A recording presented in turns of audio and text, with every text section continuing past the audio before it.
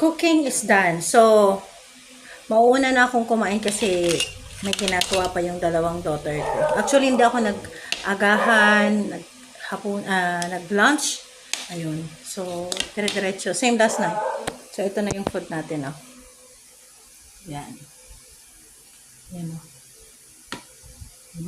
May sili to. Sili. Green na sili. Tapos may water na tayong naka-ready dyan. May chocolate na din dyan. So, tikman na natin. Let's taste.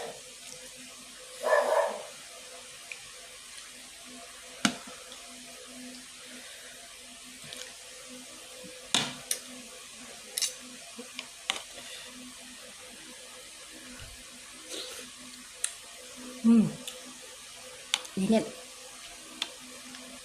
Kain tayo.